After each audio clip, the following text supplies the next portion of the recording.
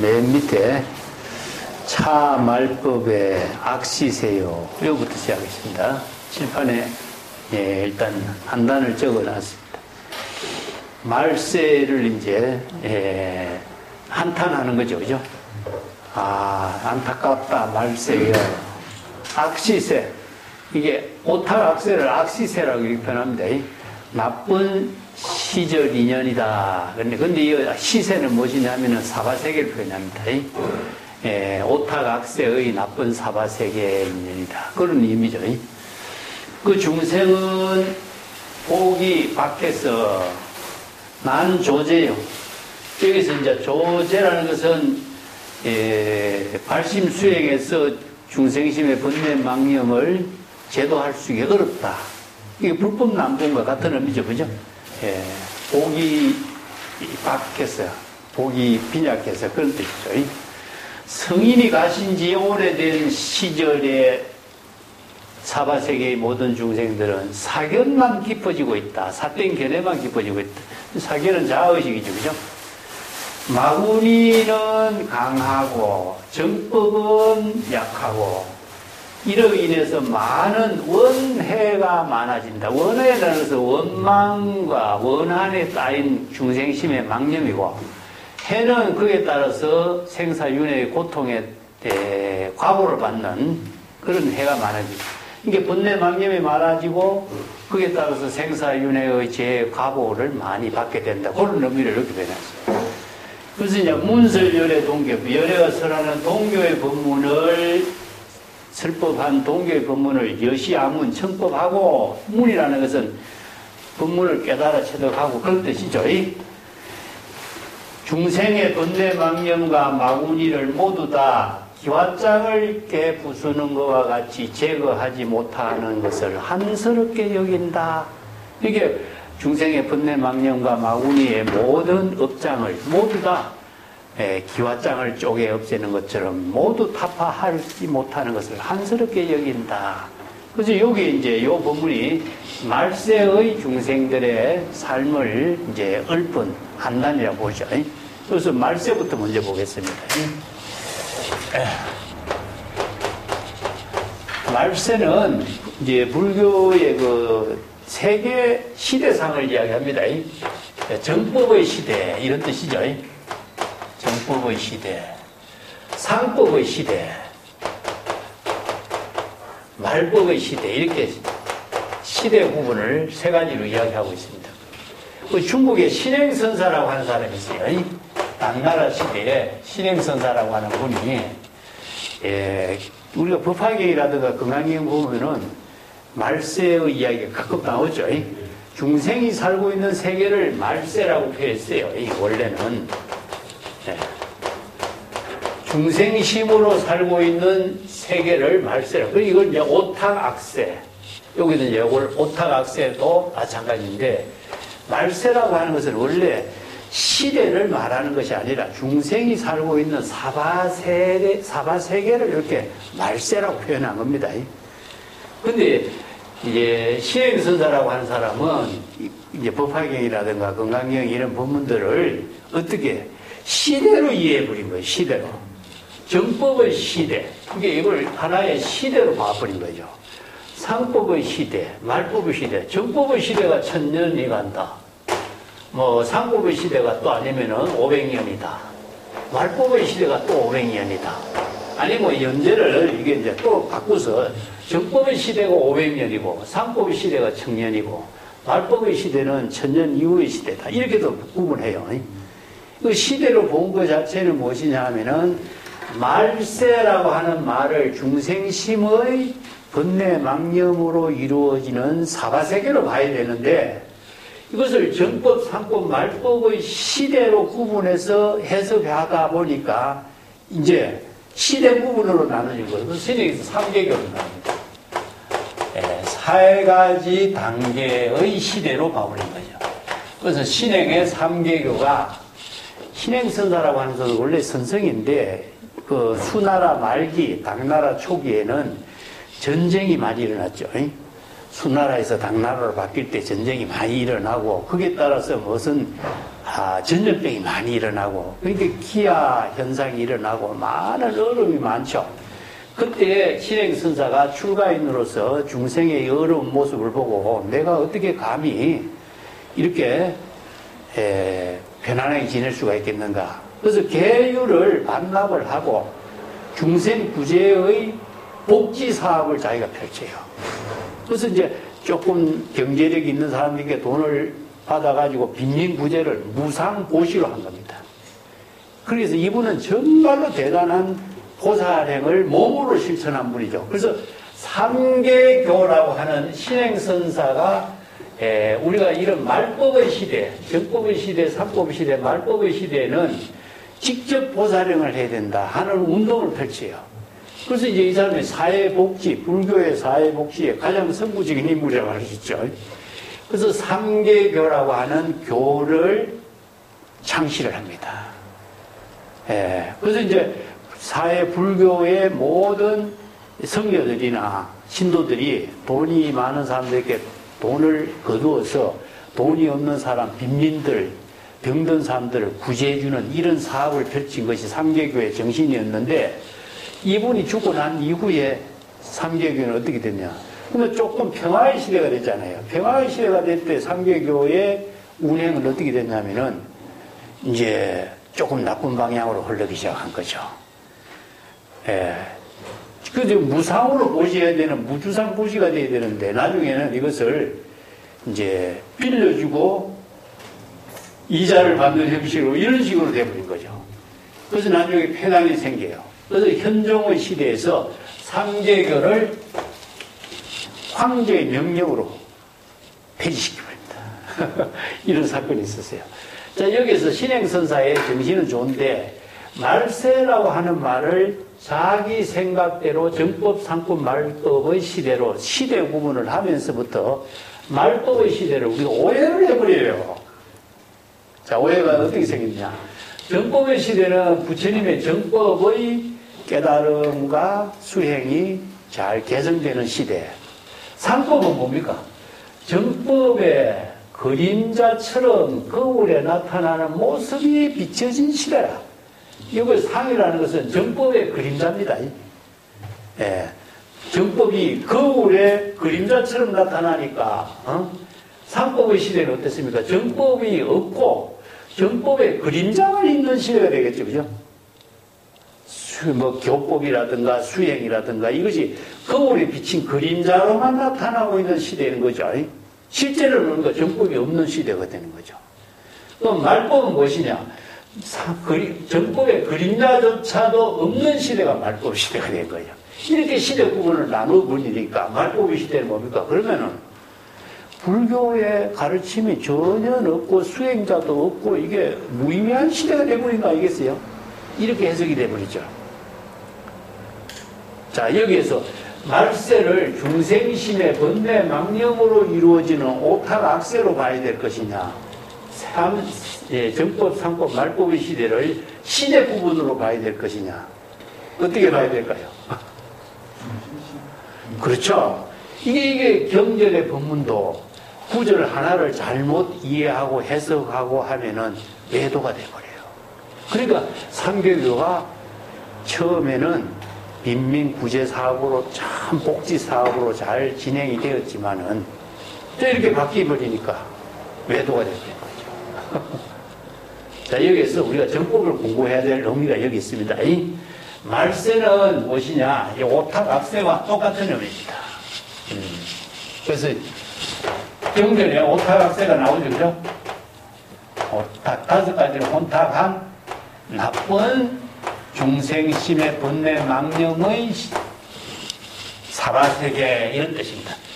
다섯 가지 중생의 번뇌 망념 악업을 짓는 중생심의 번뇌 망념으로 이루어지는 사바세계 이런 의미예요. 그러면 말세와 오탁악세는 같죠. 그게 중생심으로 전부 다 생사윤회하는 업장을 짓는 세대. 그래서 생사윤회하는 업장을 짓고 생사윤회하는 고통을 받는 이 세계가 바로 사바세계를 표현하고 있습니다. 그 뒷장 넘기 보시면은 이 사바세계는 중생이 자의식에 고집이 있고 정법을 신뢰하지 않고 신심을 일으키지 않고 구도 발심 수행을 하지 않기 때문에 전부 다 중생심으로 번뇌망념으로 악업을 짓고 생사윤회에 타락한다, 이런 의미죠. 자, 뒤에 148페이지 보면은 법화경에 재불이 오타각세에 출세한다, 이런 말이 있습니다. 오타각세는 사바세계죠, 그죠? 5가지 의미가. 오탁이라는 것은 시대가 혼탁하고, 또 둘째는 견해가 혼탁하고, 이제 사병 견해를 혼탁한 시대. 세 번째는 번뇌망념으로 혼탁한 세대, 중생의 세계. 네 번째는 중생의 번뇌망념으로 혼탁한 사바세계. 다섯째는 명탁은 중생의 번뇌망념으로 지혜의 수명, 진여 본심의 지혜의 수명이 없는 시대. 그게 사바세계를 이렇게 표현했어요. 그래서 이 말세는 오타각세와 똑같은 세대인데, 법화경에서 재불이 오타각세에 출세한다. 대지도를 보면은 부처님 오타각세에 출세해서 삼성의 방편법문으로 설법을 했다. 우리가 아미타계도 나오죠. 아미타계도 서가모니 부처님이 이러한 사바세계의 중생의 사바세계에 불가사의한 일을 능히 스스로 실행하셨다. 즉 사바세계에 국해 있는 오타각세에 시대가 혼탁하고 견해가 혼탁하고 번뇌망념으로 혼탁하고 중생의 번뇌망심으로 혼탁하고 지혜의 생명이 번뇌망념으로 혼탁한 이 사바세계의 깨달음을 이루고서 중생들에게 일체세간의 깨달음을 이루는 해탈법문을 광변법문으로 설법했다. 자, 여기서 사바세계의 재불이 출세하는 거죠, 그죠? 이건 철현상정입니다. 그래서 유마경에도 나오죠. 재불이 해탈을 어디에서 구해야 되느냐? 일체 중생의 심행 가운데서 구해야 된다 나오죠, 그죠? 그래서 발심수행은 중생의 번뇌망념에서 발심수행해야 된다는 거죠. 그래서 이제 불지변, 정법의 안목을 구족해서 중생의 번뇌망념에서 발심수행해서 재불의 초발심 정각을 이루는 경지를 안욕따라 삼락삼보리를 이룬다. 자, 이런 사바세계의 중생은 발심수행해야 되는데, 근데 사바세계 중생이 발심수행할 수 있는 박복해. 이게 복이 엷다는 것은 박복하다는 뜻입니다. 복이 엷다는 것은 뭐냐면 좋은 인연이 없어. 정법의 인연을 만나지 못하기 때문에 복이 엷다, 이런 뜻이죠. 왜냐하면은 훌륭한 선지식을 만나야 되고 정법을 만나야 되고 또 아무리 좋은 그 가르침이 있어도 인연이 연결되어야 되겠죠. 그래서 이제 훌륭한 선지식과 인연이 연결되지 않으면은 우리가 복이 없다, 이렇게 표현하죠.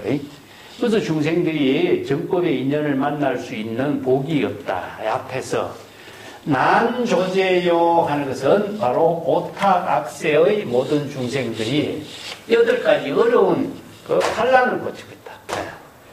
불법난복이라는 뜻입니다. 이거는 법화경에 유명한 부분이 나오죠, 그죠? 불법난복이라는 뜻입니다. 자, 환란처 8가지 불법을 만나기 어려운 곳이 환란처라고 해요. 그 환란처가 사막도가 환란처입니다. 지옥, 악의 축생, 이 무한지옥이죠, 그죠? 무한지옥의 세계에는요 간격이 없어. 빛이 들어가지 못해. 그래서 이걸 흑산기불이라든가 이렇게 표현하죠. 암흑의 세계로 표현해요. 그래서 재불의 지혜 광명에 빛이 들어가지 못하는 세계라, 이런 의미죠, 그죠?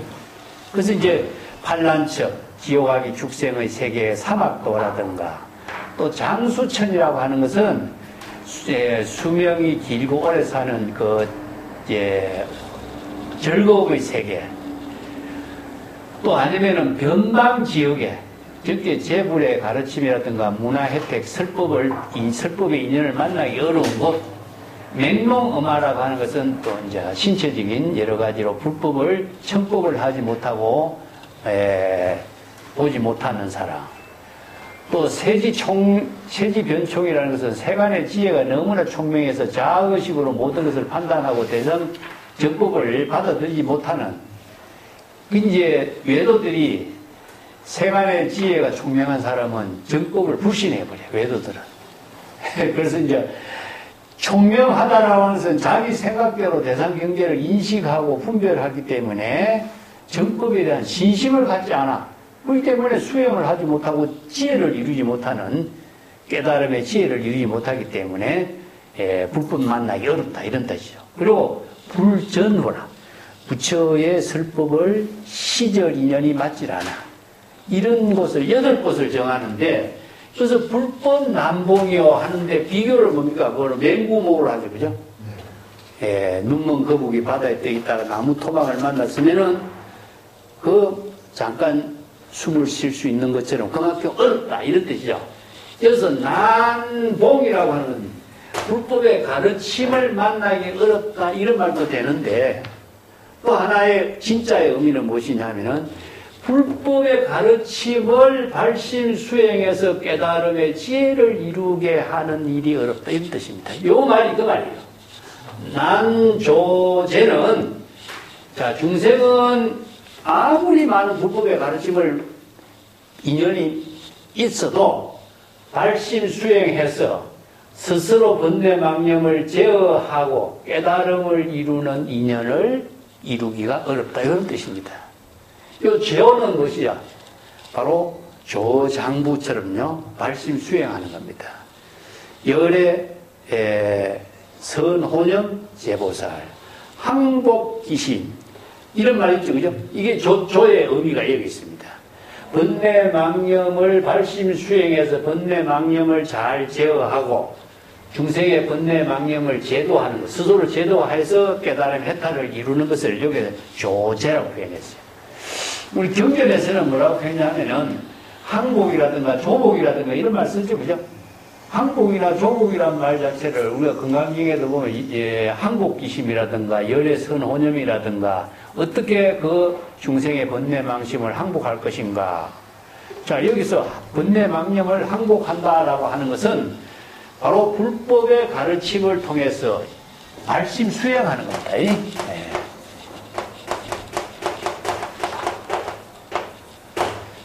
자, 불법의 가르침을 아무리 많이 지식으로 배운다고 할지라도 발심 수행하지 않는다면은 자신이 번뇌망념을 제어하고 깨달음 해탈을 이룰 수가 없어요.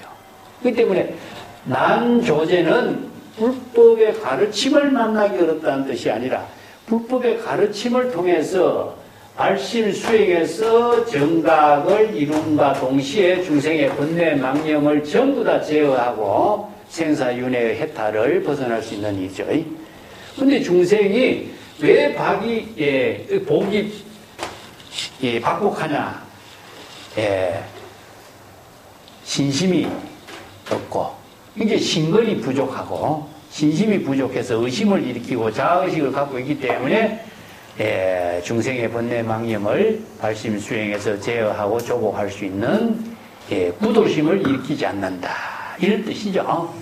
구도심을 일으키려면 어떻게 됐어? 불법을 바로 정법의 안목이 구족되어야 되고 발심 수행해야 되고 구도심을 가지고 지혜 본성을 깨달아 체득할 때에 중생의 번뇌망념 생사윤회의 해탈을 벗어날 수 있게 되는 거죠.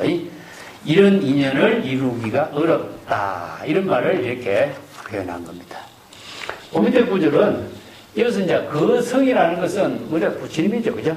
성자, 훌륭한 부처님의 거성원이라, 부처님이 입적하신 지가 오래되었고, 사견은 중생들의 사땡 견해는 깊어져만 간다. 이것은 뭐죠? 이게 부처님의 가르침은 점점 멀어져 갖고 자의식의 중생심의 사땡 견해만 점점 많아지고 깊어지고 하니까 불법을 깨달아 체득하기 어렵다. 그래서 사견이 깊다라고 하는 말은요, 중생은 전부 다 대상 경계를 분별하는 것이기 때문에 이관적인 사고다. 이견의 사교다. 예. 자의식으로 대상 경계를 모든 것을 분별하니까 두 가지 차별상으로 보는 거죠. 그죠? 선과 악이라든가, 나와 남이라든가, 진짜와 가짜라든가, 부모라든가, 이런 모든 대상 경계를 지식으로 사량 분별하니까 전부 다 업이 만들어지는 거죠. 그래서 업이 만들어지니까 중생심은 생사윤회의 고통을 이루는 인연은 만들어지고 깨달음의 인연은 약해지게 된다. 이런 뜻이죠. 그죠? 그래서 사견은 중생심을 말합니다. 중생심의 번뇌 망념으로 이루어지는 것을 사견이라고 그래요. 그래서 이제 올 사견을 사도라고 합니다.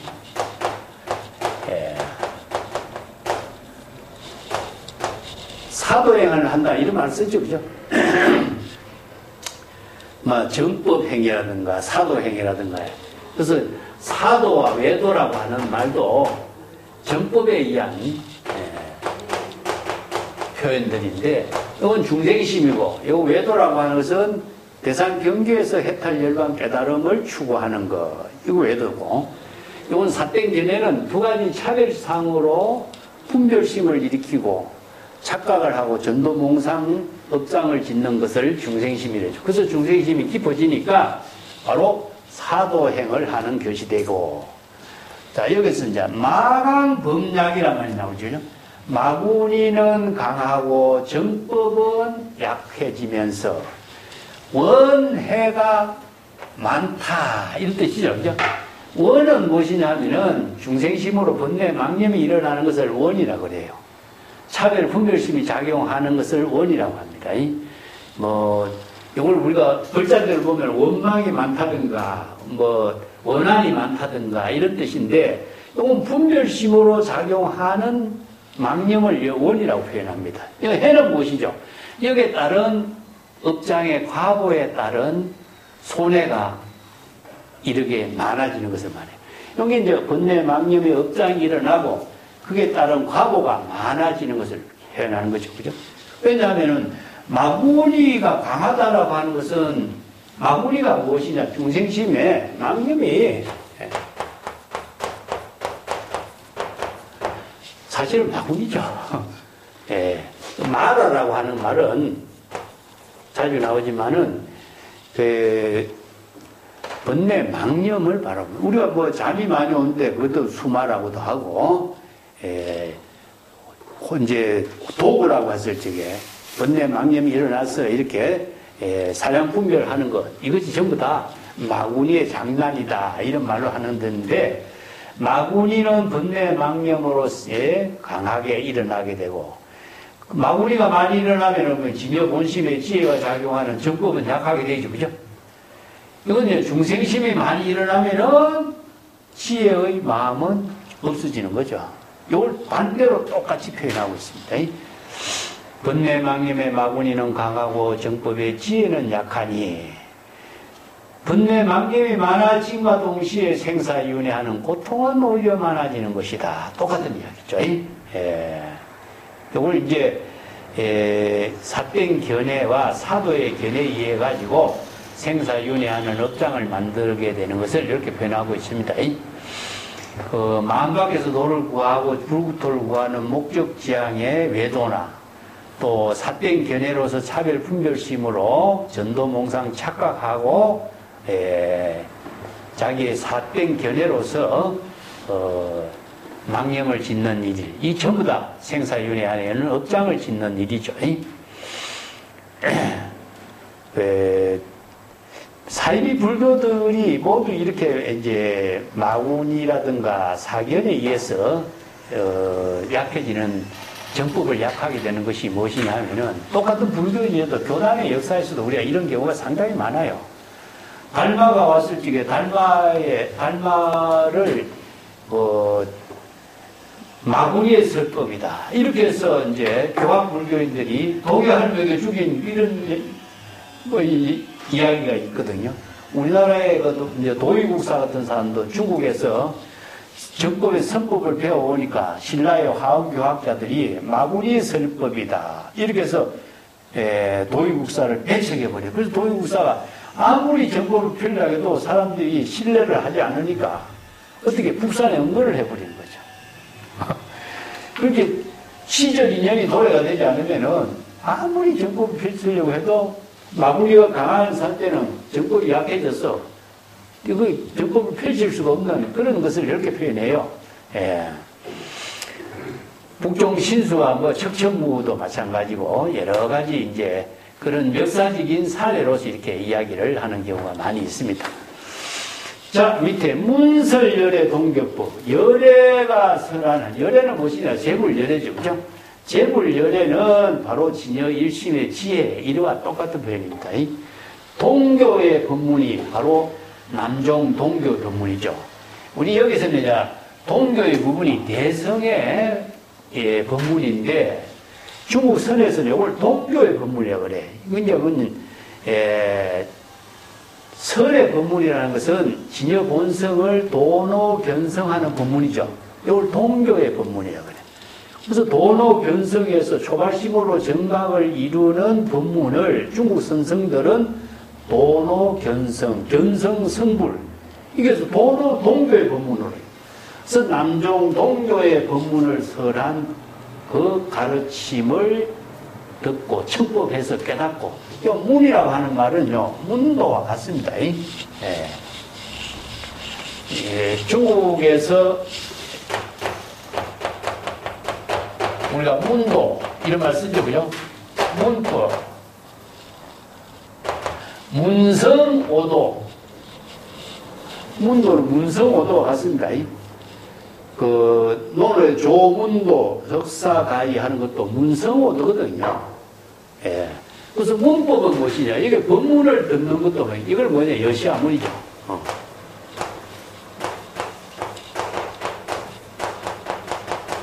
여시아문입니다.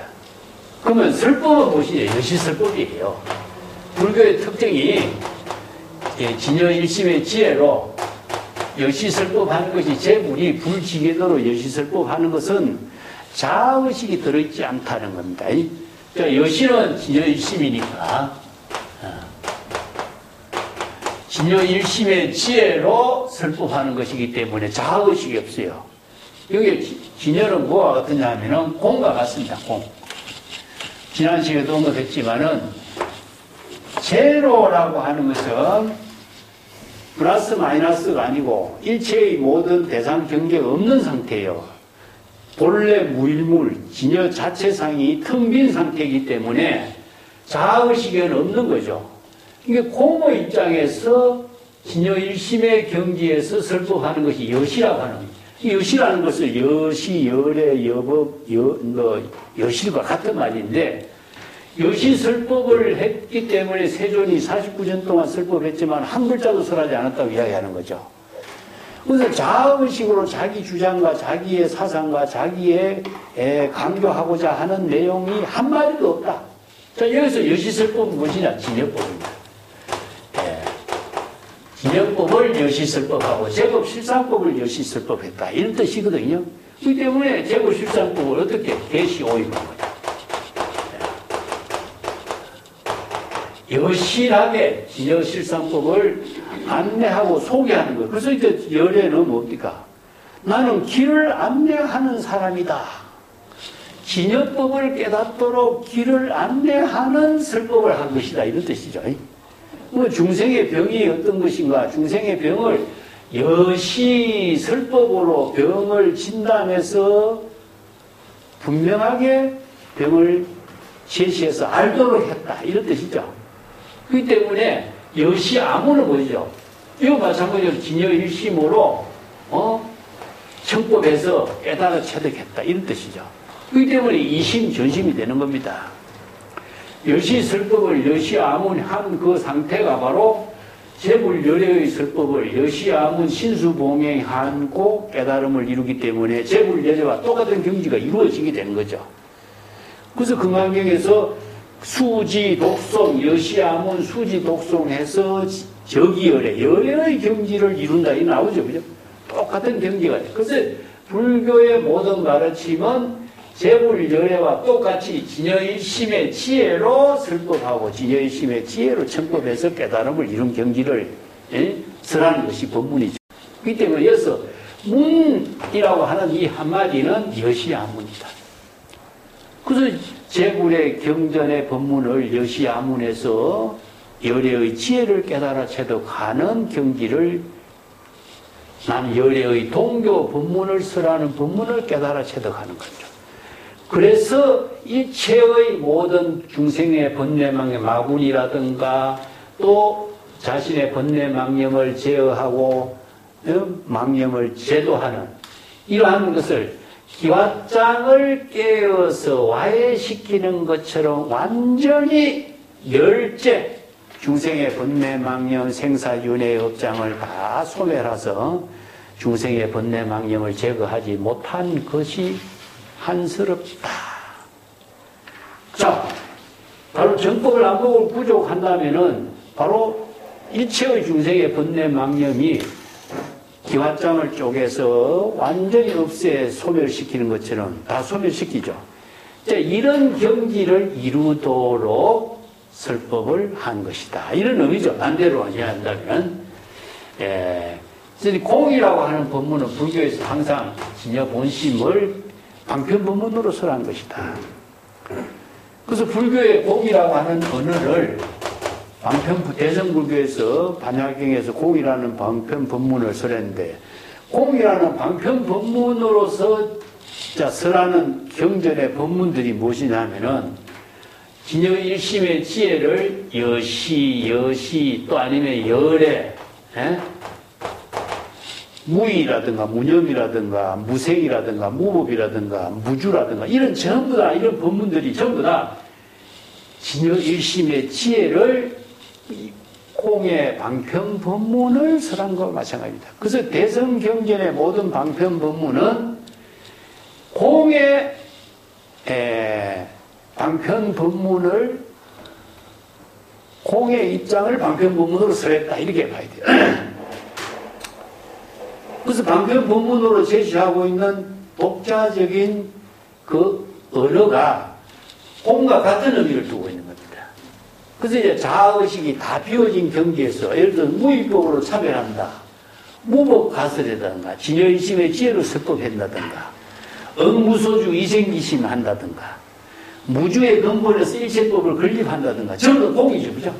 자, 이것을 공불공의 논리로 이야기한다면 공열애장, 불공열애장이라고 기실론에서 이야기하고 있는 것과 마찬가지로 공의 경지를 진여일심이라고 그래요.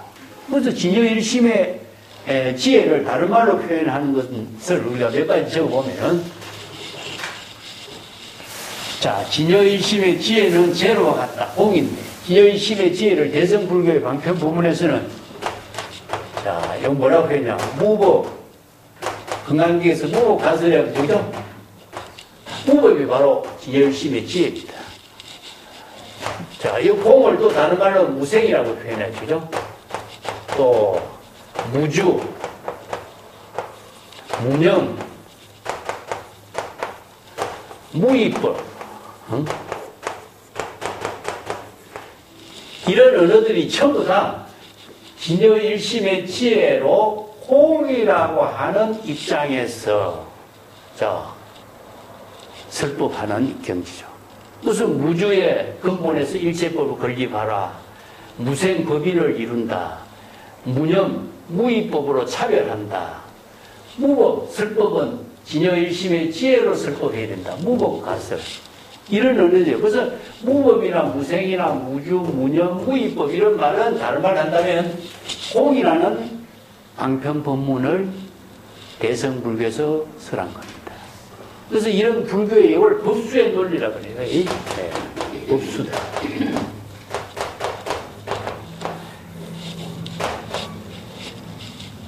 대성불교의 방편 법문을 법수로 설한 의미가 수학 공식과 같이 재불열애가 똑같은 경지에서 똑같은 깨달음을 과거, 현재, 미래 3세의 재불이 똑같은 경지를 이루도록 설해놨거든요. 이걸 내가 자주 이야기했지만 음악의 악보와 같은 거예요. 언제 누구라도 어떤 악기로도 음악의 악보에 맞춰서 연주를 하면 똑같은 음악이 연주될 수 있는 것과 같이 불교의 방편 법문은 모두 다 진여일심의 지혜로 깨달음의 경지를 자기 본분사로 실행할 수 있는 방편법문을 설했어요. 자, 이걸 법수의 논리로서 방편법문을 설해놨다. 그래서 대성불교의 방편법문의 특징이 여기 있다. 대성불교의 방편법문은 진여일심의 지혜를 자의식이 텅 비운 입장에서 방편법문을 설한 것이 바로 이런 법문들이요. 그 경전에서 독자성을 가진 이런 방편법문의 언어들을 우리가 법수의 논리로 공의 입장에서 공열애장, 불공열애장의 논리 체계 위에서 경전의 방편법문을 공부하지 않고 글자대로 이해한다면 방편법문이 죽어버려요. 자의식대로 해결한다면 경전의 법문이 소설이 되어버린다 이거죠. 그래서 정확한 수학의 공식과 법칙에 맞추어서 방편법문을 설한 것이 대성불교의 독자성이라는 의미죠. 예. 그래서 이걸 법수라고 해요. 법수. 정법을 수학의 논리 체계에 맞추어서 방편법문을 설한 것이다. 이런 의미죠. 예.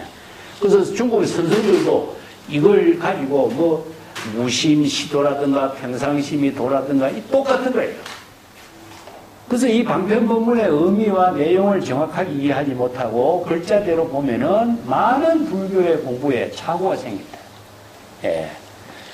어느 분야든지 간에 전문적인 언어가 있어요. 전문적인 언어를 무시하고 그 분야의 독자성의 세계를 우리가 제시할 수가 없어요. 수학도 그렇고 물리학도 그렇고 과학도 그렇고 요새 많이 이야기하는 뭐 AI 시대라든가 IT 시대라든가 할 적에 전부 다 언어가 있습니다. 독자적인. 기호로 제시하는 언어들이 있잖아요. 그죠?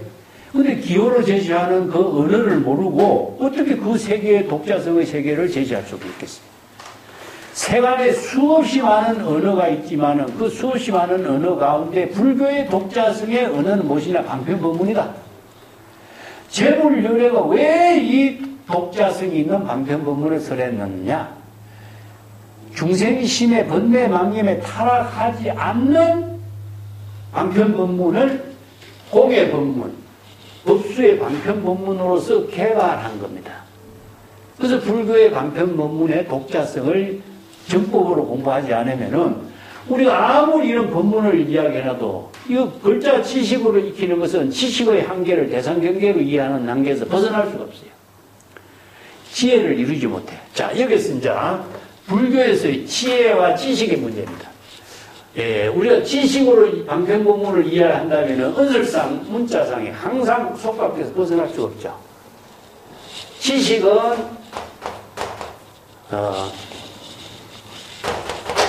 대상을 인식하는 것이 지식입니다. 세간의 모든 것은 지식으로 대상을 인식하는 어느 문자나 사물을 말하고 있어요. 근데 불교에는 뭐냐? 지혜의 지혜. 그래서 반야의 지혜, 이런 말 쓰죠, 그죠? 반야의 지혜는 공의 실천에서 이루어진 진열이에요. 그래서 공의 실천이 뭐죠? 무법, 마술, 무생, 무주, 응무소주, 이생이시, 무념, 무의법으로 차별하는. 이게 공의 반야의 지혜로서 이루어지는 일인데, 지혜는 무엇이냐? 바로 지금 여기 자기 본분사다. 그래서 이제 법화경에서 재불세련이 뭡니까? 출세하는 의미가 뭐죠? 지금 여기 시저진연에 일대사의 인연으로 출세했다 그러죠. 일대사의 인연이 무엇인가? 진여법을 개시 오입해서 일체 중생들이 모두 다 깨달음을 이루게 하는 법을 설법한 거죠. 방편법문을 설법한 것이 재불세존이 자기 본분사의 일대사의 출세였어요. 자, 그것이 지혜로운 자기의 삶이었다 이겁니다. 지식을 전달하는 것이 아니라 재불세존은 자기 지혜로운 일로서 본분사를 실행한 것이고, 다른 일체의 모든 중생도 재불열애가 설한 방편법문을 수지 독송함으로 해서 지혜로 지금 여기 자기 본분사를 이루는 깨달음의 공덕행을 실행하도록 한 거예요. 이게 바로 여시설법과 여시안문의 법문의 의미라고 할 수 있는 거죠. 그래서 경전이 왜 여시안문이라고 하는 말을 그렇게 강조하겠어요? 여시설법을 여시야문해서 재불열애와 똑같은 지혜를 깨달아 체득하는 법을 설한 거죠. 근데 중생의 언어로서는 그 경지를 이루지 못했기 때문에 부득이 진여일심의 지혜를, 반야의 지혜를 이루는 법문으로 방편법문을 설한 것이 대성경전의 법문이라는 거예요. 근데 소선불교 경전에서는 사실은 저런 방편법문의 특성이 없어요. 자, 팔정도의 가르침, 사성제 팔정제의 가르침이라는 것은 불교의 가르침이 이것이다. 착한 일을 하고 바른 길을 하고 올바른 일을 하라. 이런 가르침의 기준이 대성불교는 뭡니까? 방편법문을 수지독송함으로써 재불열애와 똑같은 경지를 바르게 체득할 수 있는 법문을 써내는 거예요. 이게 다르죠. 그래서 이제 재불세존이 방편법문을 설한 대성불교의 입장을 우리가 정확하게 이해하지 않으면은 우리가 불교 공부하고 경전을 공부하는 의미를 제대로 파악할 수 없게 되는 거죠. 자, 제가 진여의심의 지혜라 이런 말을 자주 쓰는 것은 이건 진여의심의 지혜는 중생심의 번뇌망림이 비워진 상태죠. 그걸 공이라 그래요. 중생심의 번뇌망림이 다 비워진 경지가 진여의심의 지혜니까. 그래서 자아의식도 없고 바로 재불열애와 똑같은 경지의 지혜를 이루는 것이다. 그런 의미죠. 다음 단으로 넘어갑시다.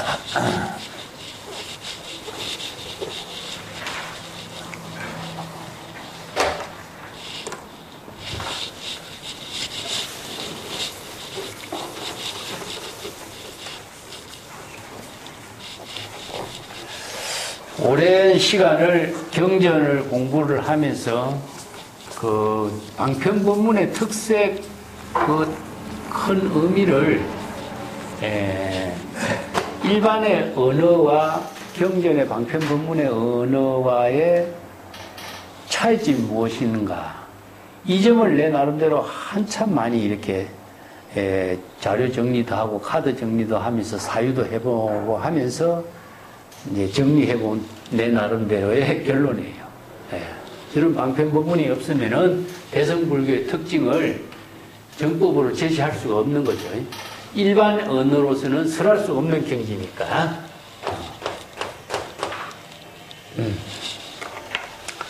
작제신이요 앙제신이다.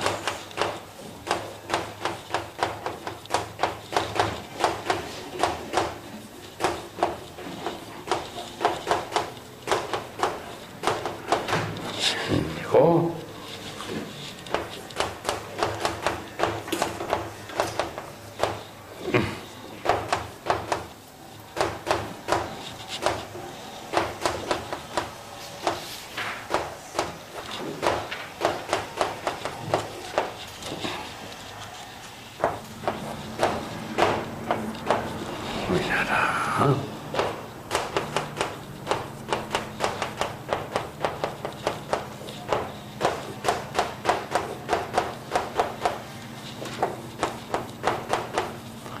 역득불초 무관업이면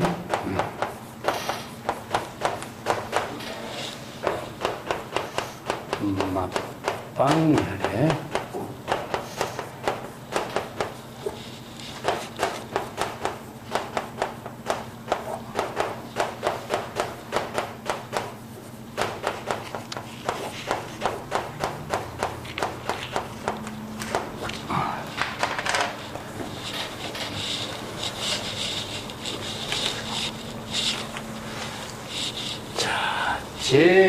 작제심의 앙제신이요. 우리 교재는 152페이지 있습니다.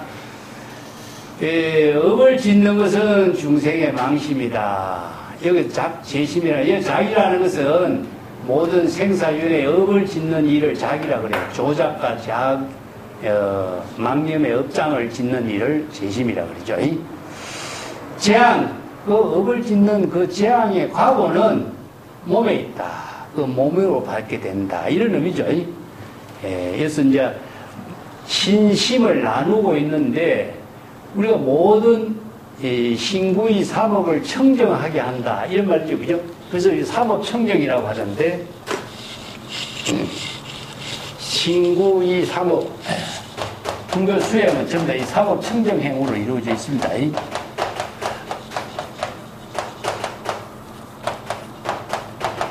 그래서 삼업청정신 이런 말 쓰고 삼업청정행 이렇게 표현해요. 자, 신, 구.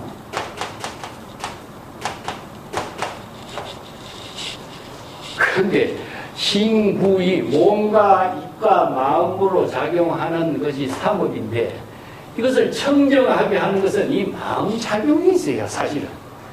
그렇기 때문에 업을 짓는 것도 마음에 있는 것이고 업을 짓는 그 재앙은 궁극적으로 온 몸으로 갖게 된다는 뜻이죠. 왜냐? 신심이랬기 때문에. 신심불이라는 뜻입니다. 예, 몸과 마음은 나눌 수가 없기 때문에. 그래서 이걸 이제 다른 데서는 몸과 마음을 나누어 가지고 마음은 영혼이고 몸은 집이다 이렇게 표현하고 이거는 외도적인 사견입니다. 예, 이건 뭐 삭된 결례로 보면 두 가지로 분별해 보는 거예요. 그렇기 때문에 중생심으로 볼 적에는 몸과 마음을 두 가지로 나누기 때문에 이견으로 보게 되겠죠. 그래서 이제 마음을 중요시하고 몸을 중요시하지 않는 거, 이게 외도 수행자들이 몸을 고통을 받아야 마음은 편하다 이런 주장이 또 나오죠. 이건 불법에서는 신심의 불이라. 자, 모든 것을 불교에서는 불이법문으로서 봐야지, 진여일심으로 봐야지, 이것을 나누어서 본다면 전부 다 사견이 되고 차별 분별심이 작용해 업이 만들어져. 그래서 전부 다 불이법문으로 이루어집니다. 또 일여라고 하는 말은 일체란 뜻입니다. 일체. 일체, 일여, 불이 같은 말입니다. 그렇기 때문에 신구의 삼업이 청정하게 이루어지는 것이지 마음으로 모든 업을 짓고 있죠. 업의 주체는 사실은 중생심행이라고 그래.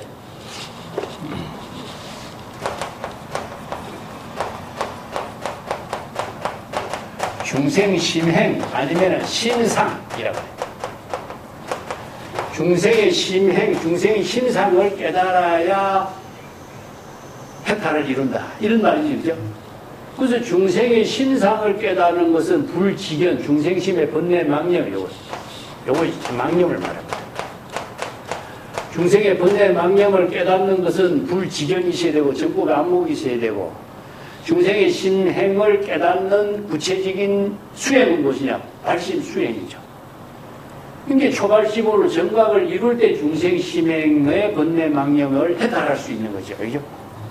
이 때문에 여기서 중생 심행으로 이루어지는 모든 것이 바로 업장을 짓는 것이고 중생 심행을 청정하게 하는 것이 신구의 삼업을 청정하게 하는 것이 바로 수행이라는 뜻입니다. 그래서 초발심으로 정각을 이룸이 바로 신구의 삼업이 청정행으로 이루어지는 것이지 그래서 마음만 청정하게 이루어지는 건 아니잖아요.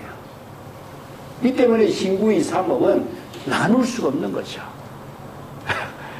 근데 이걸 나누어서 마음만 청정하게 한다. 이게 말이 안 되는 거예요. 예. 그래서 중생 심행에서 해탈을 이루도록 해야 된다. 이런 말을 그래서 하는 거죠. 그 유마경에 아까도 이야기했지만은 중생의 해탈은 어디에서 구해야 됩니까? 중생의 번뇌 망념을 깨달아 해서 해탈을 이룬다. 이런 말과 똑같습니다. 이게 중생의 몸을 해탈하는 건 아니잖아요. 궁극적으로 중생의 번뇌 망념을 깨달아 해탈을 이룬다. 자, 불수원소 갱우인이요. 그래서 불수 뭐뭐 하지 마라 이런 뜻인데 이것은 뭐냐? 원소 갱우인.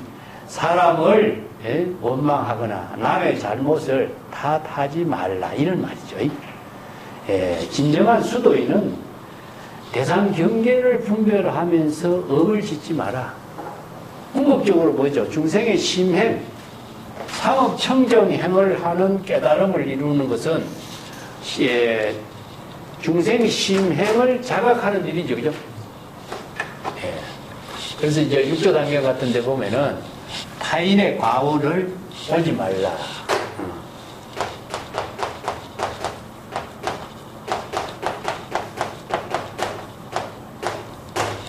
다른 사람의 허물을 보지 말라. 이렇게 말이 강조하겠죠. 왜냐하면 대상 경계를 보는 거잖아요. 결국 대상 경계의 허물을 보면은 뭐지냐, 망심이 일어나. 허물을 본다 하는 것 자체가 자기 나름대로 망령, 잘못된 거, 비리를 보는 망심이 자기의 망심 속에서 일어나. 망심은 궁극적으로 자신이 생사윤회하는 업을 만들잖아요.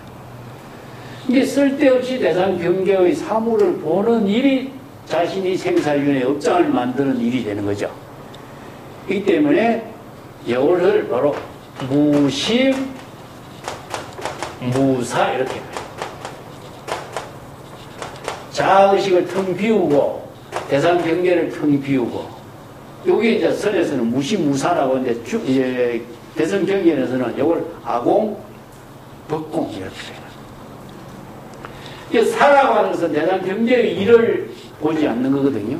심은 무엇이죠? 자신의 망심을 없는 거죠. 그러니까 무공, 아공, 법공의 경지에서 자기 본분사의 삶을 살아라. 이런 말을 이제 당연히 다른 사람의 허물을 보는 것은 궁극적으로 다른 사람에게 허물이 많아지는 것이 아니라 자기의 생사윤회하는 과보만을 많이 만들게 된다. 항상 자신의 허물만을 자각할 뿐 다른 사람의 허물을 보지 마라. 자신의 허물을 자각하는 일이 도와 더불어 도를 이루는 일이다. 이런 뜻이죠. 이렇게 자신의 망념을 자각하는 것이 뭡니까? 바로 영기적각, 선에서 망념을 자각하는 것이 바로 깨달음이다. 도를 이루는 것이다. 이 도와 법이란 말을 내가 자주 썼지만은 도와 법은 같은 뜻이죠.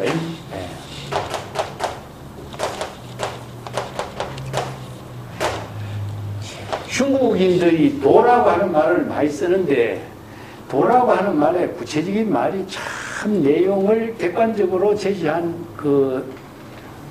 본문이 좀 없어요. 그래서 선성만이 이것을 분명하게 제시해요. 자, 이건 똑같이 진여일심의 지혜다. 이렇게.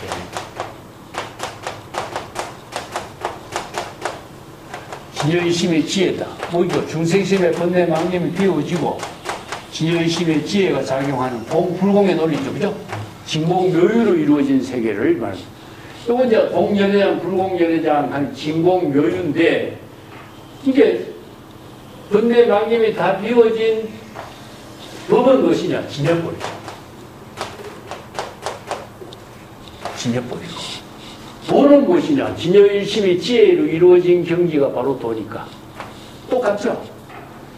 근데 인도에서는 이것을 법의 논리로, 진여법이 지혜로 작용하는 것을 법수의 논리로서 설하고, 중국인들은 자, 이것은 지혜로 작용하는 데 초점을 두고 있어요. 이거 똑같은 내용인데 중국인들의 언어의 입장이 현실성에 있는 겁니다. 현실성이 없네요. 현실을 중시한다 이런 뜻이죠. 현실을 중시한다. 이게 중국인들의 사고방식이에요. 그렇기 때문에 보이지 않는 세계의 형이상학적인 세계의 문제를 갖고 그렇게 깊이 이야기하지 않고 구체적인 현실의 생활 속에서 도의 세계를 보려고 하는 이런 지혜를 갖고 있어요. 이게 유교의 모든 윤리, 도덕의 가치관도 현실성이잖아요. 인이, 예지, 신이라든가 현실성이죠. 그죠? 자연의 모든 것 자체가 무의 자연이 바로 도다. 현실성이에요. 근데 인도에서는 어떻습니까? 일신의 지혜 작용이 공, 불공의 논리 체계로 이루어지고 열애장, 불공이 이렇게 표현하잖아요. 이 인도에서는 형이상학적인 세계까지도 그것을 수학의 논리 법칙으로서 뒷받침해서 밝히려고 하는 것이 바로 법칙성으로 제시하고 있는 가르침이라고 한다면은 중국인들은 현실성에서 그 도의 작용, 그걸 작용적성이라고 그래. 이게 이제 작용적성의 논리가 현실성이라고 해요. 이걸 이제 선에서는 불성의 전체 작용이라고 해요. 작용하는 그 가운데에 본성의 묘용이 함께 있는 것이지, 성이 작용한다 이 말은 이건 논리죠, 그죠? 작용하는 그 가운데에 본성이 있는 것이지, 그것을 그러니까 몸과 마음을 나누지 않고 몸이 작용하는 그 가운데에 우리 불성의 작용이 함께 있는 것이지, 불성의 작용이 몸이다 이렇게 이야기 안 하는 거죠. 이 차이라. 그러니까 현실성의 작용의 현실성에다가 작용의 도리가 그 속에 내포되어서 함께 불의의 묘용으로 작용하고 있는 그 묘체를 제시하고 있어요. 이게 중국인들의 도의 현실성이라는 거예요. 이게 인도의 거의 종교가 중국의 도의 종교로 중국인들의 사고방법에 의해서 똑같은 입장이지만은 더욱더 현실성의 구체성을 가지고 제시하고 있다. 이렇게 볼 수가 있죠. 이게 평상심이 도다. 이제 나중에 우리가 인재로 공부할 때 나오지만 인도에서는 무심, 전부 다 무자로 공의 경기를 표현했잖아요. 무심, 무념, 무주, 무생, 무고 전부 다 부정이잖아요. 그죠? 중생심을 비우는 입장을 부정적인 입장으로 공의 세계를 표현했는데 중국의 선에서는 어땠습니까? 도의 세계의 입장에서 평상심이라고 하는 도다. 이렇게 할 적에 평상심은 뭐예요? 부정이 아니죠. 절대 긍정이죠. 이게 바로 중국적인 사고로의 전환이 됩니다.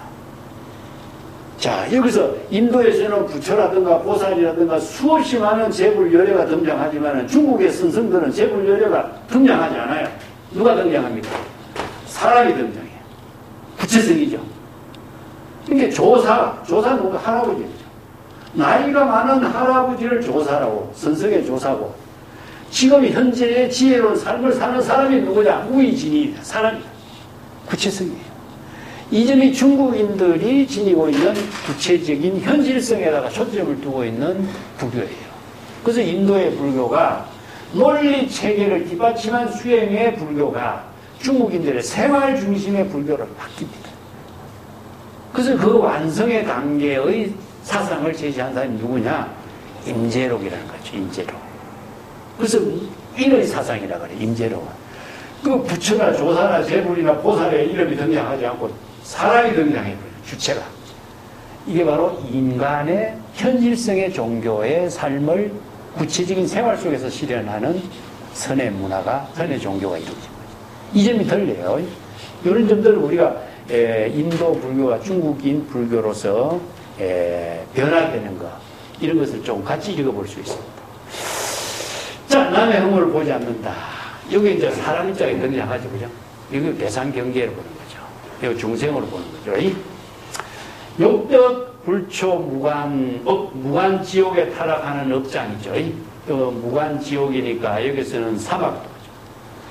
무관지옥에 타락하는 생사윤회의 업장을 초래하고자 하지 않는다면 구도심이 있어요. 구도심. 욕덕은 여기 구도심이 있습니다. 자, 무관지옥에 타락하는 생사윤회에 타락하지 않고, 자, 해탈 열반의 경지를 깨달아 이루고자 한다면 똑같죠? 이걸 똑같은 의미로 보게 되는 거죠. 열애의 법륜을 비방하지 말라. 자, 여기서 열애의 정법의 수레바퀴를 부리는 법문 가르침, 법륜이, 정법륜은 무엇이냐면 방편법문입니다. 이것은 정법륜에 대해서 우리가 초점을 두고 봐야 돼요. 열애의 정법륜이 무엇이냐? 우리가 법륜을 굴린다 이런 말 쓰죠. 그래서 열애의 정법륜이 무엇이냐? 여기서 이제 무관지옥에 타락하지 않는 것은 무엇이냐? 중생이 자아의식으로 대상 경계를 분별하고 생사 번뇌 망념을 이루면은 전부 다 생사윤회에 타락하고 무관지옥에 타락하는 거죠. 그 교재에 제가 무관지옥에 타락하는 부분에서 그 무관지옥에 대해서 내가 5가지로 좀 해설을 해놨어요. 153쪽에. 욕덕이라는 것은 여기 구도심의 원력이 담겨 있는 언어다 이렇게 보고, 무관은 지혜 광명의 틈이 파고 들어갈 수 없는 거, 아비지옥 같은 거. 보통 이제 죄를 많이 지은 사람을 무간지옥에 떨어진 그런 비유를 하고 있죠. 이제 치과무간은 지옥의 고통을 느끼는 죄의 그 결과를 받는 것과 사이에 시간적인 거리가 전혀 없는 것.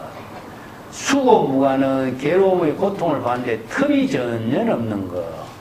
시무간은 지옥의 고통받는 시간이 연속되어서 중간이 없는 것. 명무간은 지옥의 고통받는 수명이 언제나 연속돼서 끊어지지 않는 것. 형체무간은 고통받는 지옥의 넓이가 팔만 요자나 신체의 상태, 현상과 똑같아. 그렇기 때문에 틈이 전혀 없다. 그래서 오무간지옥이라고 이렇게 표현합니다. 그래서 오역죄를 지은 사람, 부모를 죽이고 성단을 화합을 파괴하고 부처의 몸에 피를 내고 이런 오무간지옥을 지은 오역죄를 지은 사람은 오무간지옥에 타락한다. 뭐 이런 비유법으로 설하고 있죠. 막방열애 정법륜여 열애가 설한 정법의 법문을 비방하지 말라. 자, 열애가 설한 정법의 법문은 여기 우리가 대성불교에서 열애가 설한 정법의 법문은 무엇이냐 하면요, 법화경입니다. 법화경. 그래서 대성불교의 가장 위대한 경전으로 주목을 받는 경전이 법화경이라는 거예요. 우리가 법화경 공부하면서도 여러 번 언급했지만은 재불세존이 출세한 인연이 나오죠, 그죠? 예. 예. 재불세존이 이 사바세계에 출세한 인연입니다. 예. 일대사 인연이다. 그 일대사 인연이 무엇이냐 하면은 불지견을 부족했고, 불지견이 나오죠, 그죠? 금강경에서는 이 불지견을 열의 실지실견이라고 나와요. 근데 법화경에서 재불세존이 출세한 인연, 일대사 인연, 불지견으로서 이체 중생들에게 제법 실상법을 개시 설법해서 불지견으로 방편법문을 설법해서 이체 중생들에게 모두 불지견을 구족할 수 있도록 방편법문을 설해서 계시 오입한 거예요. 이게 바로 정법륜입니다. 정법륜. 이게 위대한 재물의 출세 인연이 여기에 나와요. 자, 이런 것이 법화경이 출세한 대성불교의 가장 위대한 경전으로 주목받는 의미예요. 그래서 이 법문을 설한 것은 법화경에만 원대한 원력의 힘이 있습니다. 부분적으로 설법한 것은 광경에도 있고 또 금강경에도 있고 다른 경전에서 설해놨어요. 그렇지만 이 스케일 있는 법문은 법화경이에요. 그래서 법화경의 법문이 바로 전법륜의 여기 정법의 수레바퀴를 불다. 여기서 열애는 재불열애와 똑같습니다. 일체 재불세존이나 재불열애는 똑같은 입장이에요. 그래서 이제 재불열애라고도 쓰고 재불세존이라고 해요. 열애 10호는 똑같죠, 그죠? 열애 10호는 열애, 응공, 정변지, 명행격, 선서, 세간의 무상사, 조장구, 천인사, 불세존 다 같아요. 이 때문에 재불세존, 재불열애는 다 같은데 일체의 모든 재불열애가 재불세존이 정법륜을 설한 것은 무엇이냐? 바로 일대사 인연이 자기 본분사인과 동시에 누구를 위해서 한 것이 아니고 중생을 위해서 하는 것이고 뭐 때문에 하는 것이 아니고 어떤 조건 때문에 한 게 아니라 자기 신적 인연의 일대사 자기 본분사이다. 그 출세는 무엇이냐? 바로 설법하는 일입니다. 방편법문을 불지견으로 방편법문을 설했다. 이 방편법문을 아까 설한 것이 뭐라 했습니까? 바로 공, 열애장, 불공, 열애장의 논리죠. 이건 뒤에서 대성불교에서 다시 정리한 것이고 자의식을 다 비우고 진여일심의 지혜로 방편법문을 설했는데 이 방편법문의 설법의 내용이 바로 이체 중생을 구제하는 계시오입의 법문이다. 이게 바로 정법률입니다. 그래서 정이라고 하는 것은 정법이죠. 그죠? 정법을 설해서 이 정법이 단절되지 않고 수레바퀴가 굴러가는 것처럼 무궁무진하게 시간과 공간을 초월해서 일체 중생을 구제하는 원력의 수레바퀴가 굴러가도록 하는 뜻이 여기 있는 거죠. 그래서 이걸 법륜이라고 했습니다. 법륜을 굴린다. 이걸 이제 굴린다. 전법륜이라고 쓰죠. 그죠? 정법륜 대신 전법륜이라는 말을 써요. 전법륜하고 정법륜은 뭐죠? 어떤 차이가 있을까요? 정법의 수레바퀴를 굴린 것은 재불세존의 설법이고, 그죠? 전법륜이라고 하는 것은 정법의 수레바퀴를 끊임없이 굴리는 재불보살의 원력이죠.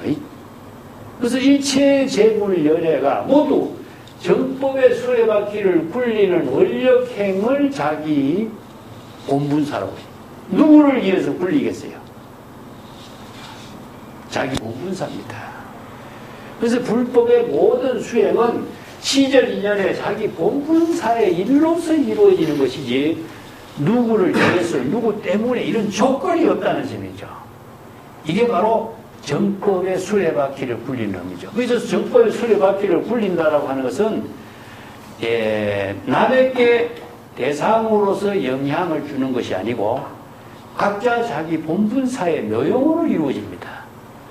그래서 이 정법의 수레바퀴를 남이 굴린다고 해서 남에게 영향이 되겠어요? 자신이 발심 수행하는 일이 바로 정법의 수레바퀴를 굴리는 거잖아요. 그 원력과 재불의 원력과 발심 수행하는 일이 바로 정법의 수레바퀴를 굴리는 것이지, 정법의 수레바퀴를 굴린다 하면은 다른 사람이 누가 굴려주니까 가만히 있어도 되겠지. 이거는 없죠. 불교는 자각의 종교니까. 자등명, 법등명의 종교니까. 자기 스스로 자각해서 자기 스스로 등불을 밝혀야만 이루어지는 종교이지, 누구의 힘에 의해서 이루어지는 종교가 아니니까 자기 스스로 법륜을 굴리는 일이 구체적으로 보니까 발심, 수행, 수지, 독송, 방편, 이게 이제 신심 수행, 발심 수행, 방편 수행이다. 자, 방편 법문을 수행하는 것이 바로 방편 수행이고, 신심은 진여 본심을 깨달아 체득하는 것이 바로 신심수행이고, 중생심의 번뇌망념을 자극하기 위해서 진여 본심을 회복하는 수행이 발심수행이죠. 이 세 가지 수행법으로 법륜을 굴리는 거죠. 그래서 이제 정법의 안목을 부족해야만이 이 세 가지 발심수행을 할 수가 있고, 방편수행을 할 있고, 신심수행을 할 수 있어요. 예. 그래서 이런 수행을 자각 성지를 이루는 수행을 하도록, 그래서 열애의 정법륜을 비방하지 말라. 비방하지 말는 것은 중생심으로 사량분별하고 의심하고 비난하고 하지 마라. 자, 이거 불신하는 겁니다. 불신.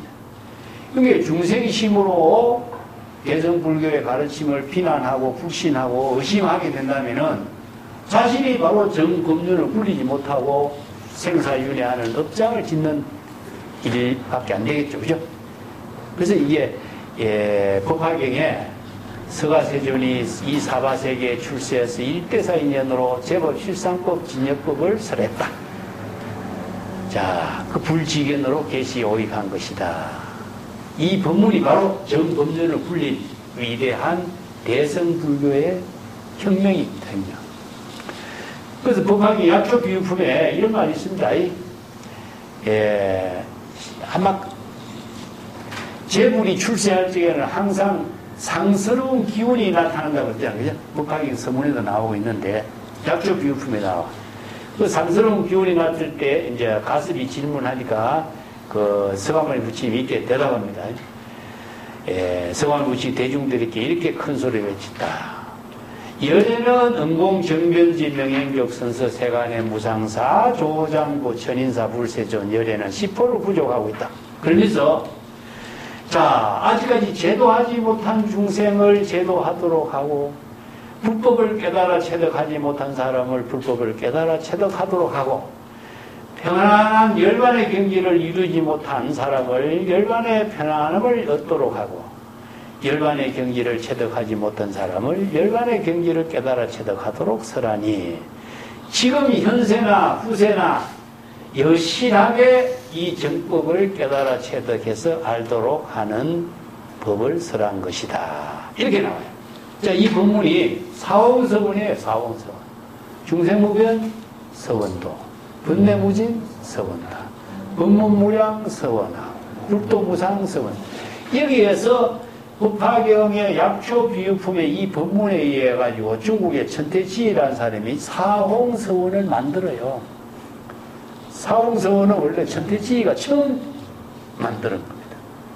이게 중국의 불교 천재들이 경전의 법문을 중국 불교의 방편 법문으로 새롭게 정리한 겁니다. 오늘 우리가 경전보다도 더 많이 알고 있는 방편 법문이 뭡니까? 사홍서원이잖아요. 이 법화경 약초 비유품의 위대한 이 법문을 새롭게 방편 법문으로서 설법한 거예요, 이거는. 예. 그래서 우리 천수경에 통해서 우리는 더 잘 알고 있죠, 그죠? 이런 법문들이 바로 스스로 법륜을 굴리는 일입니다. 사홍서원을 원력을 세우고 발심수행하는 일이 바로 방편수행, 신심수행, 발심수행이잖아요. 이 원력을 세우고 발심수행하는 일이 정법륜을 굴리는 일이에요. 구체적으로.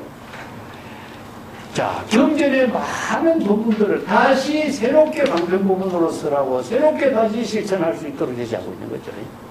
중국의 선생들은 선생대로 새롭게 법문을 제시하고, 이렇게 끊임없이 시대적인 사람들의 방편 법문으로서 깨달음을 이루게 설법한 것입니다. 야, 이 법문들이 참 사홍서원으로 설법을 한, 그 내가 자주 이야기하는 것은 열에는 일체지자요, 일체견자요, 지도자요, 계도자요, 설도자요, 이런 법문도 마찬가지입니다. 예. 그래서 불지견을 구족했기 때문에 정법륜을 굴릴 수 있는 능력을 갖추게 되는 걸 말해요. 예. 그래서 이것은 일체 재불열의 보살이 정법을 수지 독송해서 안목을 갖추어서 지금 여기 정법륜을 굴리는 일이 바로 재불열의 본분사를 실행하는 일이다. 예. 누구를 대상으로 두고 실천하는 것은 아니다 하는 그 점이죠. 예.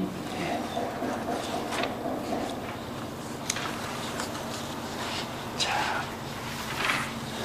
다음 단어로 또 넘어가 볼까요?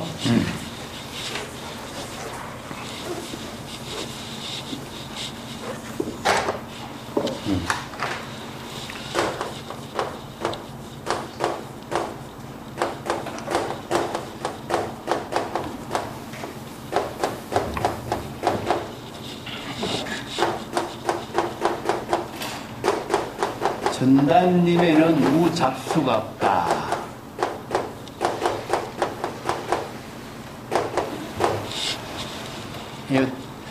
전단님이라는 것은 우리가 저기 전단향으로 유명하죠, 그죠?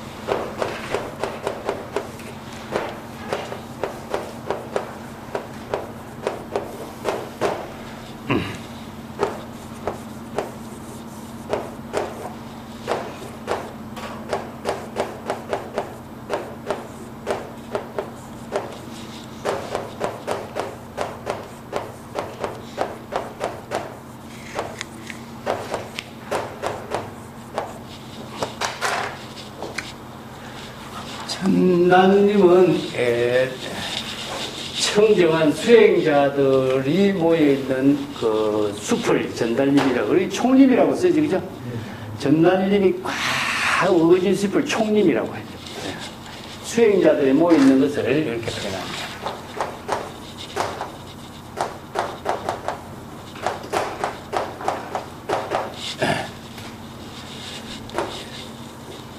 이제 하나의 그 순수한 이게 수행자들 모이는데 이걸 순일무잡이라고 해요. 법화기에서는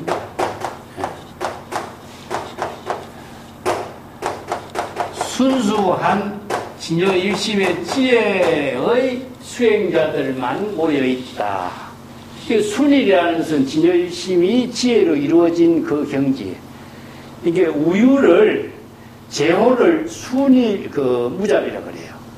이게 순수한 거, 그것을 이제 이렇게 중생의 번뇌망념에 잡다한 그 기운이 전문지 없는 상태죠. 그래서 청정한 수행자들의 모임체를 이게 전달림이라고 표현하고, 그게 무잡수 이렇게 표현하죠, 그죠?